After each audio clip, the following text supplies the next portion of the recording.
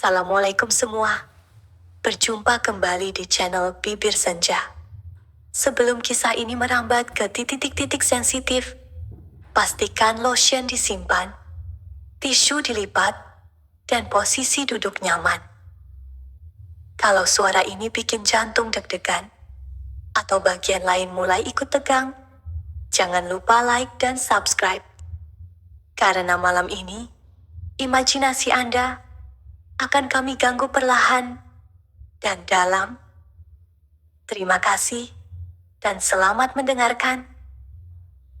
Aku tak pernah menyangka kesunyian bisa terdengar begitu keras. Namaku Maria, usia 29 tahun, janda tanpa anak. Suamiku, seorang pekerja lapangan di salah satu perusahaan tambang, meninggal dalam sebuah kecelakaan saat dinas 2 tahun yang lalu. Sejak itu, rumah ini menjadi sunyi. Tapi aku tetap bertahan. Katanya, waktu akan menyembuhkan luka. Nyatanya, waktu hanya mengajari aku bagaimana menyembunyikannya lebih dalam. 2 tahun lalu juga, aku mengambil keputusan besar. Mengangkat seorang pemuda bernama Rizal sebagai anak angkatku. Ia anak dari sahabat almarhum suamiku. Anak yatim sejak kecil, dan saat itu sedang mencari tempat tinggal untuk melanjutkan kuliahnya. Aku kasihan. Tapi lebih dari itu, mungkin aku hanya ingin ada suara lain di rumah ini. Rizal kini sudah 24 tahun. Tingginya hampir sejajar dengan almarhum. Matanya tajam, namun penuh kelembutan. Tubuhnya kurus berisi, dengan kulit sawo matang yang sering membuat tetanggaku, Bu Ima, berkomentar geli-geli sendiri. Anak angkatnya Bu Maria, kayak artis FTV, ya. Aku hanya tertawa kecil tiap kali mendengarnya. Tapi jauh di dalam hati, aku tak bisa membohongi diriku sendiri. Rizal bukan lagi anak kecil yang perlu aku ajari menyapu atau memasak nasi. Dia lelaki dewasa, dan aku masih perempuan, meski statusku janda. Hari itu, suasana rumah begitu tenang. Matahari pukul 3 sore menembus jendela dapur saat aku mencuci pakaian di halaman belakang. Hanya mengenakan handuk melilit tubuh, karena bajuku terkena kuah sayur tadi siang. Aku pikir tidak apa-apa, toh cuma di rumah. Tiba-tiba, aku mendengar langkah kaki di belakangku. Bu, maksudku, Kak Maria, bajumu mau aku bantu bilas. Suara Rizal terdengar canggung. Aku menoleh, dan refleks menahan ujung handukku yang agak melorot. Pandangan Rizal membelalak, tapi cepat-cepat menunduk. Wajahnya merah. Aku hanya tersenyum kaku, sambil mengangguk. Pura-pura tak terjadi apa-apa.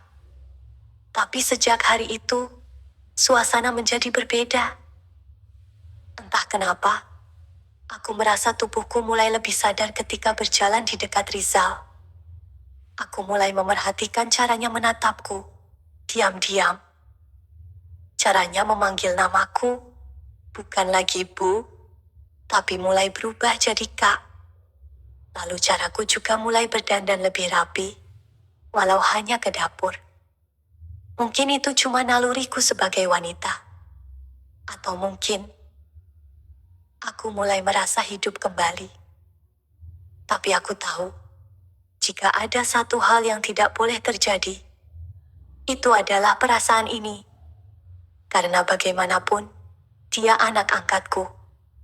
Dan aku, ibu baginya. Namun, hati manusia tak selalu setaat itu, bukan? Dan hari-hari setelahnya, aku tahu akan menjadi lebih rumit dari yang pernah aku bayangkan. Sejak hari itu, aku mulai menyadari sesuatu telah berubah. Entah di mana awalnya, tapi sorot mata Rizal tak lagi seperti anak pada ibunya. Bukan lagi seperti anak yang melihatku sebagai pelindung. Ada sesuatu yang berbeda. Tatapan itu kadang menempel lebih lama dari yang seharusnya. Kadang saat aku sedang menyapu dan sedikit membungkuk, aku bisa merasakan matanya mengikutiku. Diam-diam. Lalu saat aku menoleh, ia buru-buru menunduk, pura-pura membuka handphone atau mengambil air minum. Tapi aku tak sepenuhnya buta. Aku juga wanita. Aku tahu kapan seorang lelaki mulai menaruh perhatian. Bukan pada kepribadianmu, tapi pada bentuk tubuhmu.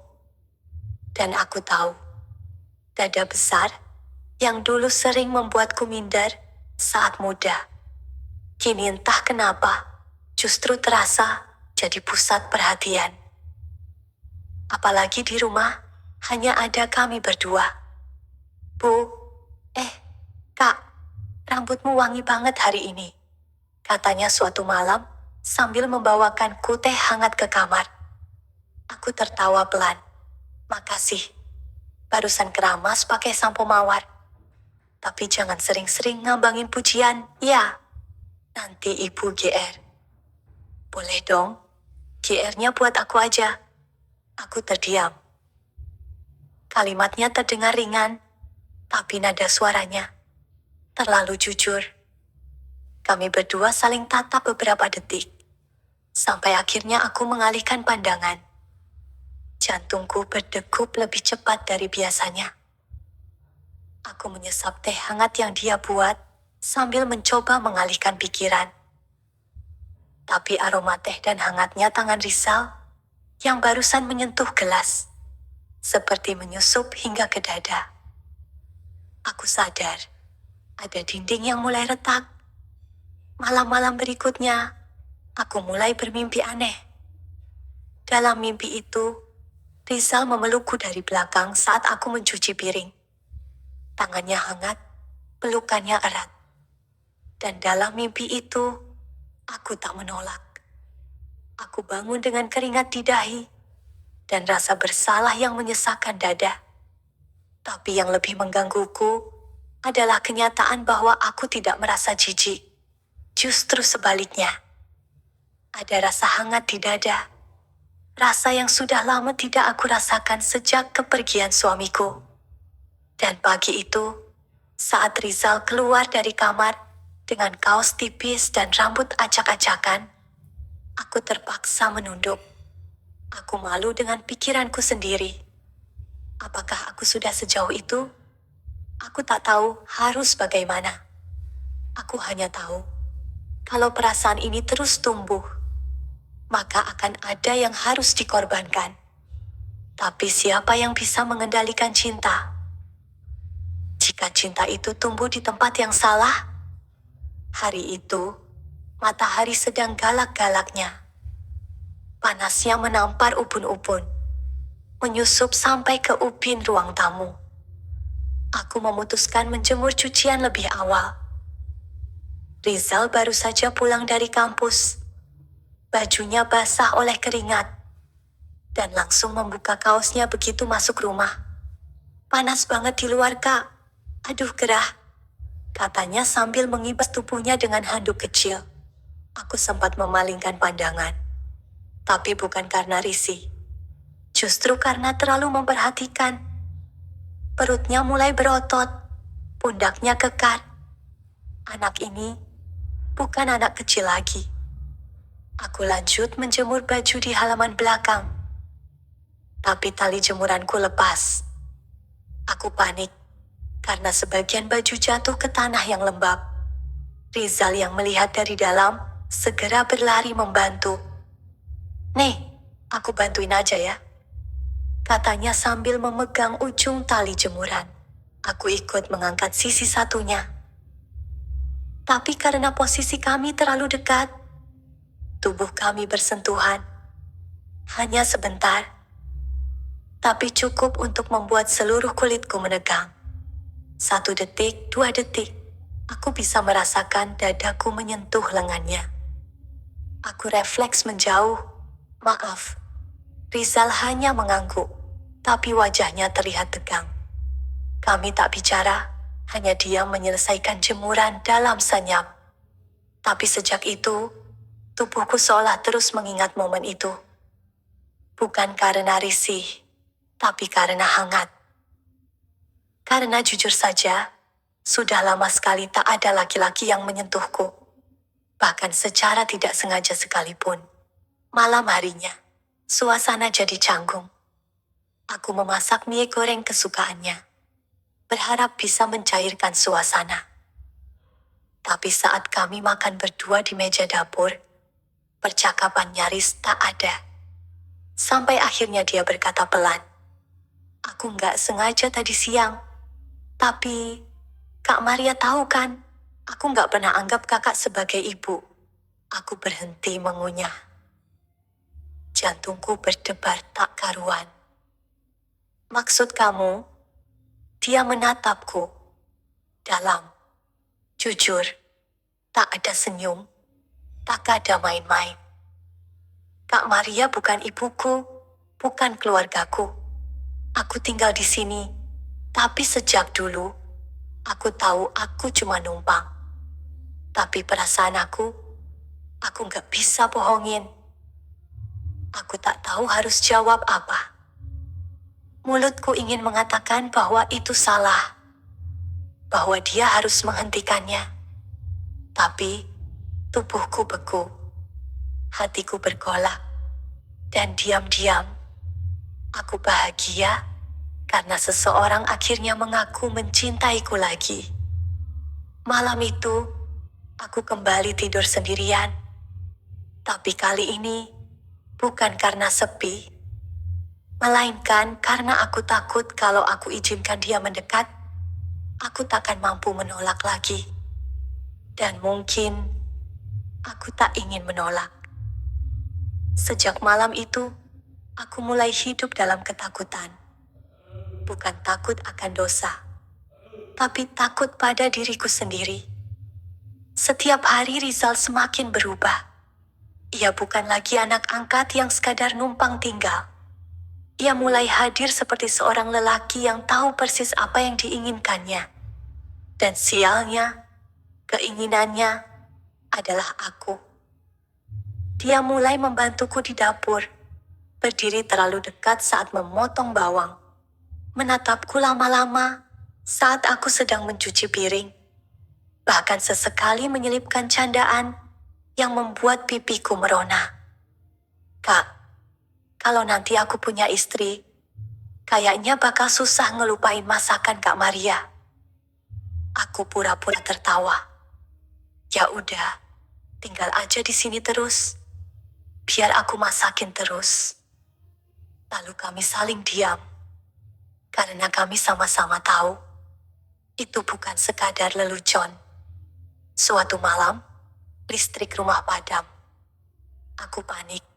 Selalu takut pada gelap sejak kecil. Rizal mengetuk kamarku perlahan, membawa lilin kecil. "Aku tidur di sofa aja ya malam ini, di luar.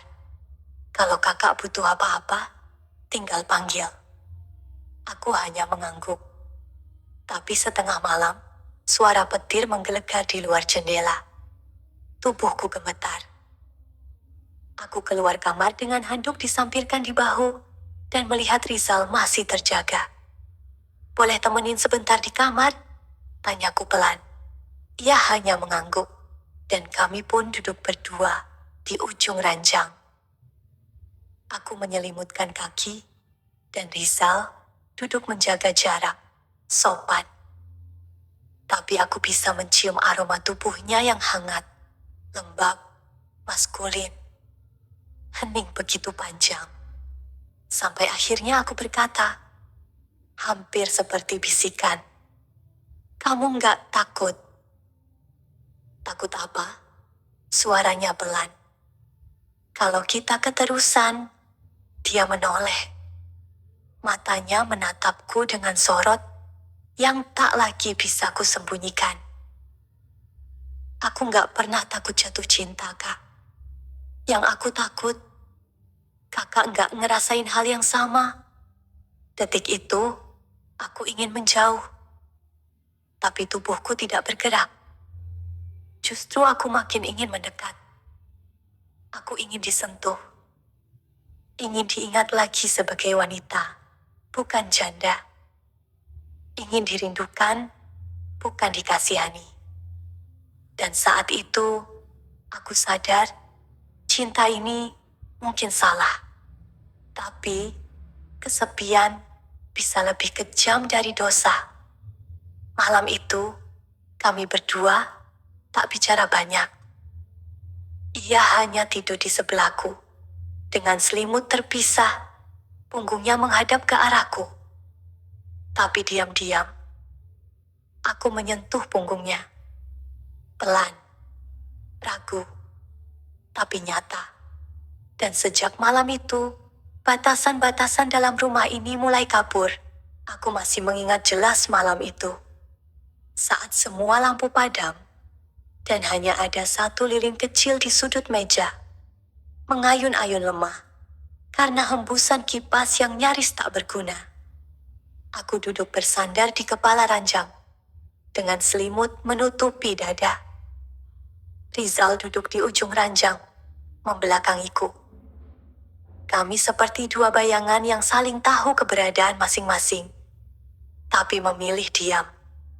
Karena bicara bisa mengundang petaka. Tapi keheningan adalah pengkhianat yang licik. Karena dalam diam, suara detak jantung kami justru terdengar lebih keras. Malam itu terasa begitu panjang. Udara terasa lebih hangat dari biasanya. Atau mungkin itu hanya perasaanku saja. Karena pipiku tak berhenti memanas sejak Rizal masuk ke kamar. Tanganku sudah berkeringat. Meskipun tubuhku menggigil, aku nggak bisa tidur bisikku. Hampir seperti gumaman pada diri sendiri. Rizal menoleh pelan. Aku juga, Kak. Aku mengalihkan pandangan. Tapi entah kenapa, mataku malah turun menatap lengannya yang kekar. Ototnya tertarik saat ia bersandar dengan satu tangan ke sisi kasur. Keringat tipis di lehernya tampak berkilau dalam temaram cahaya lilin. Mau tidur di sini aja, gak usah di luar, kataku akhirnya, nyaris tanpa sadar apa yang baru saja kuucapkan. Rizal menatapku. Tak ada senyum, tak ada tanya. Ia hanya memindahkan tubuhnya ke sisi kanan ranjang, lalu berbaring pelan. Hati-hati seolah menyadari setiap inci kasur itu penuh ranjau rasa bersalah. Tapi aku tidak menolak. Justru aku mengangkat sedikit selimut, membiarkannya masuk. Kami berbaring dalam diam. Jarak tubuh kami tak lebih dari 2 jari. Tapi jarak itu terasa seperti jurang antara langit dan neraka. Aku bisa merasakan nafasnya. Aku bisa mencium aroma tubuhnya yang khas. Maskulin, segar, sedikit manis. Karena sabun mandi yang kupilihkan sendiri. Aku ingin bergerak menjauh, tapi hatiku justru menyeretku makin dekat. Dan saat tanganku secara tak sengaja menyentuh jemarinya di bawah selimut, aku tak menariknya. Dia pun tak bergerak. Beberapa detik kemudian, dia menggenggamnya. Aku menahan nafas. Seluruh tubuhku menegang, tapi aku tak berontak. Aku tak berkata apa-apa. Hanya diam. Tapi diamku bukan berarti tak mau. Diamku adalah penerimaan pada cinta yang selama ini kutolak dalam hati. Rizal bergeser, perlahan. Wajahnya kini menghadapku. Kak, boleh aku peluk? Aku tak menjawab, tapi aku menutup mata. Dan dalam sekejap, lengan kekarnya melingkari tubuhku. Dada kami bertemu. Nafas kami berpadu, dan waktu seperti berhenti. Aku tidak tahu siapa yang lebih dulu melangkah melewati batas itu. Mungkin aku, mungkin dia, atau mungkin kami berdua yang diam-diam sama-sama menunggu waktu untuk membiarkan dosa itu menyapa tubuh kami yang terlalu lama sendiri. Malam itu, kami tidak saling menyebut nama. Tidak ada kata cinta, tidak ada janji. Yang ada hanya keheningan yang panjang, gerak tubuh yang tertahan, dan desir napas yang tak bisa dibohongi. Aku tidak tahu apakah itu cinta, atau hanya pelampiasan dari rindu dan sepi yang menahun. Tapi yang aku tahu pasti, aku tidak menyesalinya. Tidak saat itu, tidak saat tubuh kami bersatu dalam selimut, tidak saat kepalanya bersandar di dadaku, dan ia berbisik, "Aku cuman ingin kakak bahagia." Aku menangis pelan, tapi bukan karena sedih. Aku menangis karena untuk pertama kalinya sejak lama, aku merasa diinginkan, dicintai, dimiliki, walau oleh seseorang yang tak seharusnya. Sejak malam itu, dunia kami tak lagi sama. Kami tetap tinggal di rumah yang sama, duduk di meja makan yang sama, tertawa pada acara televisi yang sama. Tapi di balik semua itu, ada rahasia besar yang kami sembunyikan di balik senyum dan sapa. Rizal masih memanggilku Kak, dengan nada yang hangat, seolah tak terjadi apa-apa. Tapi setiap kali dia menatapku, saat aku sedang memasak, saat menyapu halaman, bahkan saat berdiri di depan cermin dengan daster tipes di tubuhku, aku tahu, sorot matanya tak lagi bisa disembunyikan. Dia menginginkanku, dan aku menginginkannya juga. Bahkan lebih dari itu, aku mulai merasa takut kehilangannya. Setiap malam, ia masih masuk ke kamarku. Awalnya dengan alasan menemani karena aku takut gelap. Lama-lama, kami tak lagi mencari alasan. Rizal akan mengetuk pelan. Aku membuka pintu, dan ia masuk dengan langkah tenang seperti laki-laki yang kembali ke pelukannya. Kadang kami hanya berbaring dan bicara tentang masa depan, tentang mimpinya punya studio musik, tentang aku yang ingin buka warung makan kecil di depan rumah. Tapi sering juga, kami hanya saling menatap. Dan sisanya, tubuh kami yang bicara.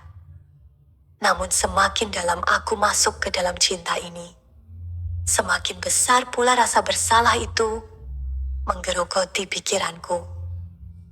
Aku mulai merasa curiga pada sekitar. Takut tetangga melihat gerak-gerik kami. Takut orang tua Rizal tahu. Takut kalau cinta ini hanya akan membawa kami ke kehancuran. Yang paling mencolok datang dari Bu Ima, tetangga depan rumah, yang mulutnya lebih tajam dari pisau dapur. "Rizal kok sering di rumah terus ya Kak Maria? Udah gede, masa masih nempel aja sama ibu angkat? Atau jangan-jangan udah bukan kayak anak lagi ya?" Aku terdiam. Pura-pura tertawa kecil, tapi jantungku nyaris berhenti berdetak. Bukan hanya karena ucapannya, tapi karena kebenaran yang tersembunyi di balik kata-katanya. Suatu sore, aku melihat Rizal berbincang dengan seorang gadis muda di depan rumah. Gadis itu manis, berhijab, sopan, dan jelas-jelas tertarik pada Rizal. Mereka tertawa bersama, dan Rizal terlihat nyaman. Aku berdiri di balik tirai, mematung. Cemburu. Ya, aku cemburu. Cemburu pada gadis seusianya yang bisa mencintainya terang-terangan. Yang bisa menggenggam tangannya di jalan tanpa harus merasa berdosa. Yang bisa berfoto bersama tanpa harus menyembunyikan hubungan mereka dari dunia. Malamnya, aku diam sepanjang makan malam. Rizal menatapku beberapa kali, mencoba mencairkan suasana. "Kakak marah?" "Enggak." "Karena yang tadi?" "Enggak." Aku cuma sadar, kamu punya hidup yang lebih baik kalau bukan sama aku. Dia menaruh sendoknya, menatapku dalam. Jangan pernah ngomong kayak gitu lagi. Aku mencoba tersenyum. Tapi air mataku lebih dulu jatuh. Cinta ini gak bisa diumumkan, Sal. Dunia gak akan ngerti. Kita salah sejak awal. Dia berdiri dari kursi, mendekat, dan memelukku dari belakang. Hangat tubuhnya menyusup ke dalam tubuhku yang dingin oleh rasa takut. Aku gak peduli dunia mau bilang apa. Aku cuma tahu satu hal. Aku bahagia sama kakak. Kalau ini salah, aku rela berdosa setiap malam. Asal kakak tetap di sisiku. Aku menangis makin kencang dalam pelukannya. Karena untuk pertama kalinya aku sadar, cinta yang kami jalani ini mungkin tak punya masa depan. Tapi cinta ini nyata. Dan aku terlalu lemah untuk melepasnya. Malam itu, kami kembali tidur bersama. Tapi tidak dengan gairah. Tidak dengan desahan. Hanya keheningan. Hanya peluk dan tangis. Dan sebuah bisikan dari hatiku sendiri. Tuhan, kalau ini salah, kenapa kau beri rasa senyaman ini? Ada masa di mana cinta harus bersembunyi seperti pencuri. Itu yang kurasakan sekarang. Sejak hubungan ini melewati batas yang tak seharusnya, aku tak pernah bisa berjalan tenang di siang hari. Setiap langkahku di gang kecil depan rumah, terasa seperti dilewati mata-mata yang menanti kejatuhan. Setiap suara bisik di warung sebelah, terdengar seperti tuduhan. Aku dengar Rizal sering nginep di kamar Bu Maria. Apa iya? Katanya anak angkat, kok lengket amat? Gak ada asap kalau gak ada api kan? Itulah yang ku dengar. Meski mereka tidak bicara langsung padaku. Tapi lidah-lidah itu tak pernah benar-benar diam. Mereka seperti api kecil yang merayap perlahan, siap membakar seluruh rumah dalam waktu yang tak terduga. Yang membuat semuanya makin menyakitkan adalah aku mulai merasa lelah bersembunyi. Suatu malam Rizal pulang terlambat. Biasanya ia selalu memberi kabar, tapi kali ini tidak. Aku duduk sendiri di ruang tengah, hanya dengan lampu redup dan TV menyala tanpa suara. Jam 9, jam 10, jam 11 lewat 15. Hingga akhirnya pintu depan diketuk pelan. Rizal masuk, sedikit terhuyung, dan aroma parfum asing menyeruak dari bajunya.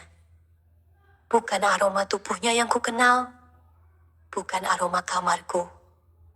Aku tadi nongkrong sama Dimas dan teman-temannya, katanya singkat, tanpa menatap mataku. Aku tak langsung bereaksi, hanya menunduk sambil memainkan jari-jariku. Nongkrong ya? Sampai lupa kabarin? Aku cuma butuh ruang, Kak. Perkataannya menusuk seperti paku panjang, menembus tulang rusukku. Ruang? Tanyaku lirih, nyaris tak terdengar. Ia duduk di kursi seberang, mengusap wajahnya. Aku bingung. Kita ini bukan ibu dan anak, tapi juga bukan pasangan. Aku bisa cinta kakak, tapi aku gak bisa milikin kakak. Aku diam. Dia melanjutkan, aku ingin menggandeng kakak di luar, memeluk kakak di jalan, bukan hanya di kamar, di balik pintu. Air mataku jatuh tanpa bisa kutahan. Aku tahu apa yang dia rasakan. Karena aku juga menginginkan hal yang sama. Tapi dunia tidak diciptakan untuk memahami cinta kami. Keesokan harinya, aku pergi ke pasar. Ingin menyibukkan diri, atau sekadar menghindari kenyataan. Tapi di sudut pasar, aku bertemu dengan ibu tua yang tak asing. Ibu kandung Rizal. Maria, katanya dengan suara lirih. Aku tertegun. Ini pertama kalinya dia menemuiku sejak menitipkan Rizal padaku 5 tahun lalu.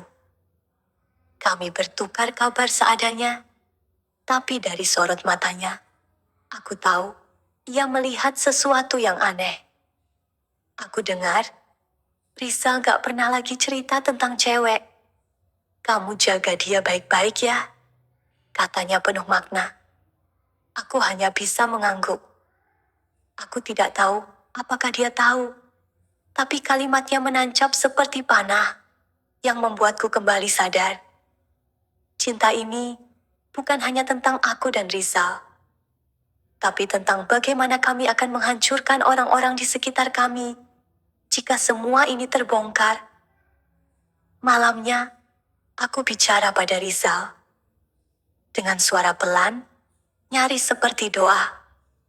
Zal, kita nggak bisa begini terus. Aku takut. Aku nggak mau kamu dikucilkan karena aku. Aku wanita yang sudah pernah punya suami. Kamu masih muda. Dunia kamu luas. Dia menatapku. Wajahnya penuh luka. Tapi ia tak menjawab. Dan untuk pertama kalinya sejak semua ini dimulai, malam itu kami tidur di kamar masing-masing. Aku memeluk bantal yang dulu memeluk tubuhnya dan menangis. Karena mungkin untuk pertama kalinya, aku benar-benar berpikir untuk melepaskan. Bukan karena aku tak cinta, tapi justru karena cinta itu terlalu dalam, terlalu sakit untuk disimpan, dan terlalu berbahaya untuk dilanjutkan. Malam tanpa Rizal di sebelahku terasa asing. Ranjang ini lebih lebar, tapi dingin, sunyi. Dan lebih dari itu, kosong. Sejak malam kami memilih tidur terpisah, semuanya terasa datar. Tidak ada pertengkaran. Tidak ada pelukan. Tidak ada kata-kata manis yang biasanya ia ucapkan dengan lembut di dekat telingaku. Hanya ada rutinitas dan diam. Aku rindu suaranya. Rindu aroma tubuhnya. Rindu kehangatan tangannya saat menggenggam jari-jariku dalam gelap. Tapi aku tahu, ini perlu. Aku yang memintanya menjauh. Dan sekarang, aku yang menanggung sunyinya. Hari demi hari berlalu. Rumah kami tetap utuh secara bentuk, tapi hancur secara rasa. Kami bicara secukupnya. Kadang soal tagihan listrik. Kadang soal beras yang habis. Kadang bahkan tak bicara sama sekali. Aku tak kuat. Aku memutuskan untuk bicara lagi dengannya. Mungkin untuk mengakhiri semuanya, atau justru memperjuangkannya. Aku mengetuk pintu kamarnya malam itu. Pintunya tidak dikunci. Ia sedang duduk di lantai, bersandar pada tembok, earphone menggantung di leher, dan sebuah gitar akustik di pangkuannya. Dia tampak lelah, tapi tetap tampan. Masih laki-laki yang sama, yang dulu kujemput dari terminal, dengan tangan gemetar, karena bingung harus bersikap sebagai ibu atau teman. Kamu lagi main gitar? Tanyaku, memecah keheningan. Dia hanya tersenyum tipis. Cuma main-main.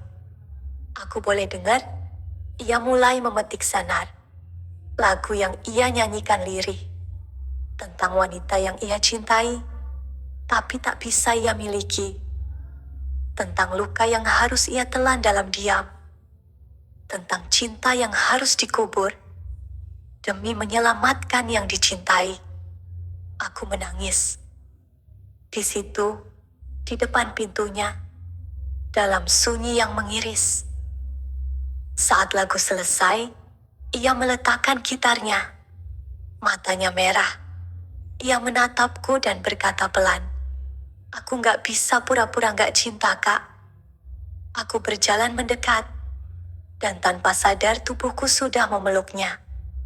Pelukan yang seharusnya menguatkan, tapi justru mengguncangkan.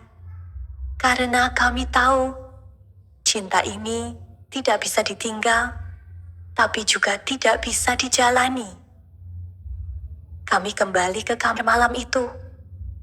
Bukan karena nafsu, bukan karena kesepian, tapi karena ada satu ruang di hati kami yang tidak bisa diisi siapapun selain satu sama lain. Dan malam itu, kami kembali bersatu. Bukan sekadar tubuh, tapi juga hati. Tanpa janji, tanpa masa depan. Tapi dengan seluruh cinta yang tersisa. Keesokan harinya, semua berubah. Pagi itu, saat aku sedang menyapu halaman depan, Bu Imah kembali muncul. Kali ini, dengan wajah lebih tajam dari biasanya. Bu Maria, saya cuma mau bilang, hati-hati ya. Banyak orang kampung mulai ngomongin yang enggak-enggak. Aku menatapnya. Ngomongin soal apa, Bu? Ya, soal kamu dan Rizal. Gak perlu saya bilang lah ya. Masa ibu dan anak bisa serumah, tapi auranya beda banget. Banyak yang curiga, Bu. Apalagi itu anak udah dewasa. Aku menarik napas panjang, lalu mengangguk pelan. Terima kasih sudah mengingatkan, Bu. Saat ia pergi, aku nyaris roboh. Tapi aku tetap berdiri. Karena ini saatnya memilih. Aku masuk ke kamar Rizal. Ku peluk dia. Ku tatap matanya. Kita nggak bisa tinggal diam lagi, Zal. Apa maksud kakak? Kita harus jujur. Bukan ke orang-orang, tapi ke diri kita sendiri. Kalau cinta ini tetap kita peluk, kita harus siap menanggung semua konsekuensinya. Ia menunduk. Kita mau apa? Tanyaku, nyaris berbisik. Ia tak langsung menjawab. Tapi beberapa saat kemudian, ia menarik napas panjang dan menjawab lirih namun pasti. Kita lawan dunia. Asal kakak tetap di sampingku. Air mataku jatuh lagi. Bukan karena sedih, tapi karena untuk pertama kalinya, kami tak lagi bersembunyi dari hati kami sendiri. Kami mungkin belum siap mengumumkan cinta ini pada dunia. Tapi malam itu, kami mengikat janji diam-diam bahwa apapun yang terjadi, kami akan melewati semuanya bersama. Meski dengan luka, rahasia, dan ribuan tudingan. Karena ternyata, cinta sejati tak selalu butuh panggung. Kadang cukup ruang kecil di dada, yang bisa menyimpan luka dan bahagia sekaligus. Cinta, jika terlalu lama disembunyikan, akan menjadi seperti api kecil dalam sekam. Ia diam, tapi membakar perlahan. Dan ketika ia tak lagi bisa ditahan, yang tersisa hanya abu dan luka. Itulah yang kurasakan. Semenjak malam kami kembali menyatu, aku dan Rizal tak lagi sama. Kami makin erat, makin bergantung. Tapi pada saat yang sama, kami makin takut. Takut diketahui. Takut dihakimi. Takut bahwa semua ini yang terasa begitu indah, akan berubah jadi neraka dalam sekejap jika satu orang saja tahu. Dan hari itu, ketakutan itu menjadi nyata. Semua bermula dari hal sederhana, selembar kemeja. Pagi itu, Rizal berangkat kuliah. Tapi ia lupa membawa kemeja putih yang baru kucuci. Kemeja itu tergantung di belakang pintu kamarku. Kemeja yang malam sebelumnya ia lepas. Dan ia buang begitu saja sebelum masuk ke selimutku. Seharusnya aku yang menyimpannya. Seharusnya aku yang lebih hati-hati. Tapi pagi itu, aku terlalu sibuk di dapur karena sedang kedatangan tamu. Bu Imah dan seorang wanita muda bernama Rina, yang belakangan aku tahu adalah keponakannya. Mereka datang membawa makanan. Katanya ingin silaturahmi. Aku menyambut mereka seadanya. Duduk, bercengkerama dengan senyum yang setengah hati. Tapi tatapan Rina yang gelisah membuatku tidak nyaman. Dan benar saja. 15 menit kemudian, Rina izin ke kamar mandi. Tapi entah kenapa, Ia malah membuka pintu kamarku. Pintu yang sedikit terbuka karena lupa kututup rapat. Aku baru sadar saat ku dengar suara langkah kecil, terburu-buru kembali ke ruang tamu. Dan dalam hitungan detik aku tahu, dia melihat sesuatu. Kemeja Rizal tergantung di balik pintu. Dan lebih dari itu, di atas kasur masih ada lipatan baju tidur pria. Lipatan baju yang belum sempat kusimpan. Lipatan dosa yang terbuka tanpa ampun. Wajah Rina memerah. Tangannya gemetar. Ia tak berkata apa-apa. Tapi sorot matanya lebih tajam dari silet. Dan di balik diamnya, aku bisa mencium satu hal yang sangat kutakuti. Penilaian. Tak lama kemudian mereka pamit. Dengan cepat. Dengan senyum yang dipaksakan. Dan begitu pintu ditutup, lututku melemas. Aku tahu, semua akan berubah. 2 hari setelahnya, desas-desus mulai beredar. Pelan, tapi pasti. Mulai dari warung belakang, lalu ke ibu-ibu PKK. Sampai akhirnya, datang kabar dari orang yang tak pernah kuharap muncul dalam cerita ini. Ibu kandung Rizal sendiri. Ia datang sore itu. Tak banyak bicara. Hanya berdiri di teras rumah. Wajahnya keras. Tangan mengepal. "Maria," katanya dingin. "Aku gak datang buat marah. Aku cuma mau tahu satu hal. Anakku tidur di kamarmu." Aku tercekat. Lidahku kaku. "Apa yang kamu lakukan ke Rizal? Kamu ibu angkatnya. Kamu hampir seumuran aku." "Aku gak pernah memaksanya," jawabku pelan. "Kalau begitu, kenapa dia sampai bilang ke aku? Dia gak bisa jauh dari kamu. Dia bilang, kamu satu-satunya orang yang buat dia merasa hidup." Mataku membelalak. Dia bilang begitu. Ibu Rizal menatapku. Marah. Tapi di balik marahnya, ada air mata. "Kamu tahu kenapa aku titipkan dia padamu dulu? Karena aku percaya.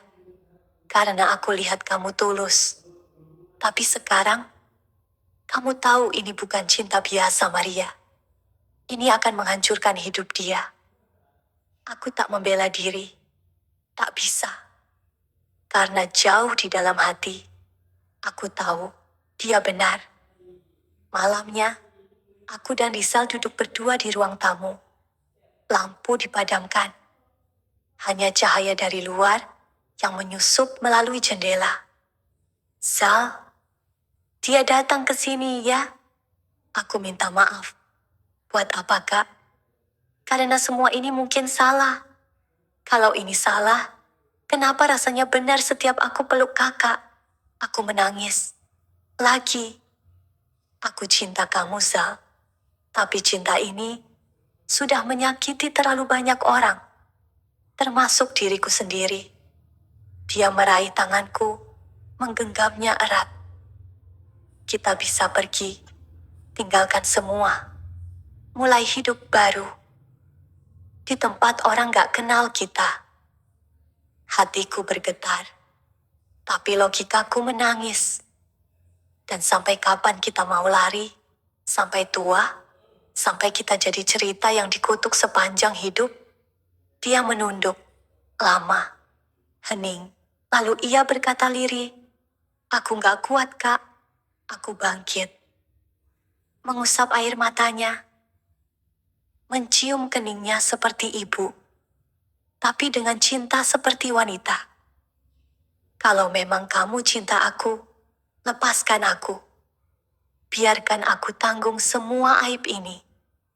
Biarkan kamu hidup sebagai lelaki yang pantas untuk masa depan." Dan malam itu, Rizal pergi. Bukan karena benci, tapi karena kami terlalu cinta. Dan cinta itu sudah terlalu dalam untuk dilanjutkan tanpa menghancurkan dunia kami. Aku duduk sendirian di kamar, menatap bantal yang masih menyimpan aroma tubuhnya, menangis tanpa suara. Karena cinta ini tak pernah pantas diumumkan, tapi terlalu kuat untuk dimatikan. Sudah 3 minggu sejak Rizal pergi, tapi setiap pagi aku masih menyiapkan 2 gelas kopi. Satu untukku, satu lagi untuk seseorang yang tak akan lagi duduk di seberang meja. Rumah ini sekarang sunyi seperti kuburan. Tak ada lagi langkah kaki panjangnya di lantai kamar. Tak ada lagi suaranya memanggil dari ruang belakang, minta dibuatkan mie instan tengah malam. Tak ada lagi tawa kecilnya saat aku marah karena ia lupa buang sampah. Tak ada lagi Rizal. Yang tersisa hanya aku dan kenangan. Aku tak tahu kemana dia pergi. Setelah malam itu, malam ketika kami menangis bersama, saling melepas dalam pelukan terakhir, dia pergi sebelum matahari terbit. Tanpa pesan, tanpa kabar. Hanya ada satu benda yang dia tinggalkan. Gitar akustiknya. Gitar yang sering ia mainkan saat malam sunyi. Gitar yang dulu suaranya mengisi celah-celah hatiku yang retak. Aku sering memeluk gitar itu, memainkannya dengan suara sumbang. Menangis sambil menyanyikan lagu yang tak selesai. Ia nyanyikan malam terakhir. Jangan pergi, kalau hanya untuk meninggalkan yang tak pernah selesai. Begitu bunyi salah satu liriknya. Lucu ya, kita bisa hidup berdampingan dengan seseorang selama bertahun-tahun. Membangun cinta di ruang-ruang sempit yang kita ciptakan sendiri. Tapi begitu semuanya hancur, hanya benda-benda diam yang tersisa jadi saksi. Seperti gitar ini, atau kasur itu, atau baju Rizal yang masih kusimpan, terlipat rapi di dalam lemari. Desas-desus di kampung tak kunjung padam. Tapi kini, aku tak lagi takut. Karena aku sudah tidak punya apapun untuk disembunyikan. Semuanya telah pecah. Cintaku, nama baikku, rasa hormat yang dulu diberikan padaku sebagai janda kuat. Kini hanya tinggal bisik-bisik sinis di balik pagar rumah orang. Lihat tuh, janda cantik itu. Akhirnya ditinggal juga sama anak angkatnya. Pantesan anak muda itu betah tinggal lama. Ternyata, aku berjalan lurus melewati mereka. Tak lagi peduli. Karena rasa sakit paling menyiksa bukan berasal dari orang luar, tapi dari dalam. Dari kehilangan. Dari rasa cinta yang masih tinggal. Meski orangnya sudah tak di sini. Satu malam, saat hujan turun deras, aku membuka kotak tua yang kusimpan di bawah tempat tidur.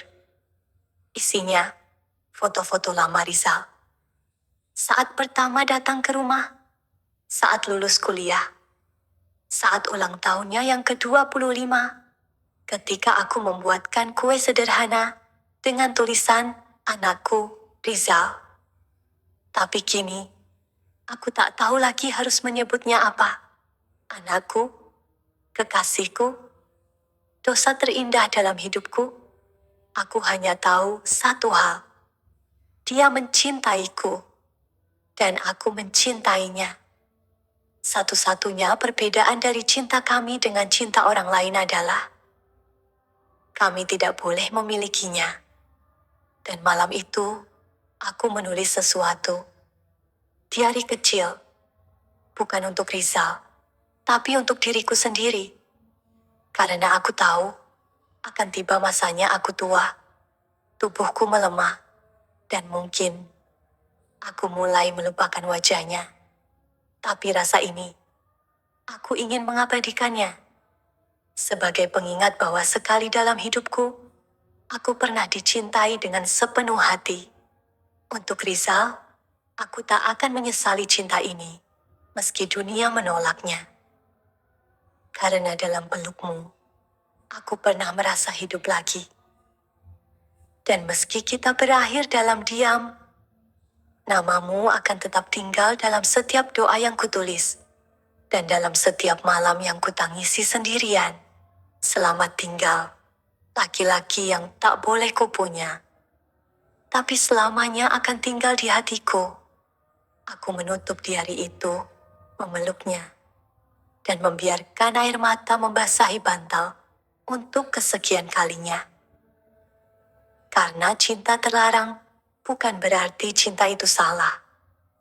Kadang, cinta seperti kami hanya datang di waktu yang tak tepat, dalam bentuk yang tak biasa. Dan saat ia pergi, yang tertinggal hanyalah luka. Luka yang mungkin tak akan pernah sembuh. Setelah kepergian Rizal, aku tak langsung pulih. Aku bangun setiap pagi dengan bayangan yang sama. Mencari dia di meja makan, mendengar suara langkahnya dari kamar mandi, dan berharap pintu kamarku diketuk pelan, seperti dulu. Tapi tak ada. Yang ada hanya suara detik jam dinding, dan napasku sendiri. Kupikir waktu akan membuatku lupa. Ternyata tidak. Yang dilakukan waktu hanyalah membuatku terbiasa hidup dengan luka itu. Hari-hari berlalu lambat. Tapi hidup tak bisa dihentikan. Aku harus tetap beraktivitas, meski tanpa semangat. Aku mulai menerima pesanan kecil-kecilan dari tetangga. Nasi kotak, kue talam, risoles. Sesuatu yang dulunya kulakukan hanya untuk mengisi waktu kini, menjadi jalan untuk mengisi hati yang hampa. Setidaknya, saat tanganku sibuk di dapur, aku tak perlu berpikir, tak perlu mengingat. Namun, setiap kali memasak, bayangan Rizal muncul. Aku ingat bagaimana dia suka risoles buatanku. Dia selalu minta bagian yang ujungnya garing. Aku ingat ia suka duduk di dapur, menonton aku memasak sambil memainkan gitar. Aku ingat semuanya. Dan itu membuatku lelah. Sampai akhirnya, aku memutuskan satu hal penting. Aku harus benar-benar melepaskan. Bukan hanya dari rumah ini, tapi dari seluruh kenangan yang menjeratku. Aku menjual tempat ini, rumah tempat segalanya bermula dan berakhir. Banyak yang bertanya, kenapa dijual Bu Maria? Aku hanya tersenyum, tak menjawab. Karena tak semua luka perlu dijelaskan. Kadang diam lebih jujur daripada kata-kata. Setelah rumah terjual, aku pindah ke kota kecil di pinggiran. Bukan untuk melarikan diri, tapi untuk memberi diriku ruang. Untuk bernapas kembali sebagai wanita, bukan sebagai cerita yang dibicarakan orang-orang kampung. Aku menyewa rumah mungil di dekat sawah. Udara pagi di sini segar. Anak-anak kecil suka menyapa tiap kali aku lewat. Tak ada yang mengenal siapa aku. Tak ada yang tahu tentang Rizal. Dan aku bisa menjadi siapa saja. Namun setiap malam, saat semuanya tertidur dan lampu-lampu padam, aku tetap kembali menjadi Maria yang sama. Maria yang pernah jatuh cinta begitu dalam pada seseorang yang tak boleh ia cintai. Maria yang masih menyimpan gitar kecil di sudut ruangan, meski sudah tak tahu lagi cara memainkannya. Suatu sore, aku menerima surat. Tanpa nama pengirim. Hanya ada inisial. R. Tanganku gemetar saat membukanya. Kak Maria, aku belum pulang. Karena aku belum sembuh. Bukan tubuhku, tapi hatiku. Setiap malam aku bertanya, apakah kakak baik-baik saja? Aku tahu. Aku pergi meninggalkan luka. Tapi percayalah, aku pun terluka. Aku tidak membenci keputusan kakak. Justru aku mengerti, karena aku juga tak ingin melihat kakak hancur karena mencintaiku. Aku hanya ingin kakak tahu satu hal. Aku mencintaimu. Sekarang, dan mungkin selamanya. Tapi, untuk bisa mencintaimu tanpa menyakitimu, aku harus menjauh. Jaga dirimu baik-baik. Jika suatu hari kita bertemu kembali, dan kita sudah sama-sama sembuh, biarkan aku menggenggam tanganmu. Meski hanya sebentar. Rizal, aku menahan tangis di teras rumah kecil ini. Membaca surat itu berkali-kali. Merasakan namaku disebut dalam kalimat yang begitu sederhana, namun menyayat. Dan malam itu, untuk pertama kalinya setelah sekian lama, aku tidur nyenyak. Bukan karena luka ini sembuh, tapi karena aku tahu, di luar sana, ada seseorang yang masih menyimpan namaku di hatinya. Meski tak bisa memilikinya, itu cukup. Untuk sekarang, itu cukup. 3 bulan telah berlalu sejak aku menerima surat itu. Surat dari seseorang yang pernah memelukku begitu hangat. Dan kemudian melepasku dengan air mata di ujung matahari pagi. Namanya masih sama, Rizal. Tapi ia bukan lagi lelaki muda yang tinggal serumah denganku. Kini ia telah menjadi kenangan. Hidup, nyata. Namun hanya bisa kutemui di antara doa dan diam. Aku tak pernah membalas suratnya. Bukan karena tak ingin, tapi karena aku tahu tidak semua cinta perlu dibalas dengan kata. Beberapa cukup disimpan sebagai bisikan sunyi di antara malam-malam panjang. Aku menjalani hidupku perlahan. Tak buru-buru pulih, tak memaksa lupa. Rumah kecil ini mulai terasa hangat. Bukan karena ada seseorang di dalamnya, tapi karena aku mulai belajar mencintai diriku sendiri lagi. Aku menanam bunga di halaman, memasak untuk anak-anak yatim di mushola, dan kadang, di sore yang tenang, aku duduk di teras sambil menulis. Menulis tentang segalanya, tentang cinta yang tak bisa diumumkan, tentang tubuh yang pernah menyatu, hati yang pernah percaya, dan nama yang tak pernah ingin kuhapus. Hari ini, aku memberanikan diri membuka lemari kecil yang dulu kusumpah tak akan kubuka lagi. Isinya masih sama. Gitar Rizal, syal abu-abu yang ia pinjam dariku saat musim hujan, dan satu foto kecil kami berdua terselip di balik halaman buku resep. Aku memandangi foto itu lama sekali. Di sana, aku tersenyum. Bukan senyum palsu, seperti yang biasa kutunjukkan pada dunia. Tapi senyum yang hanya muncul saat aku merasa utuh.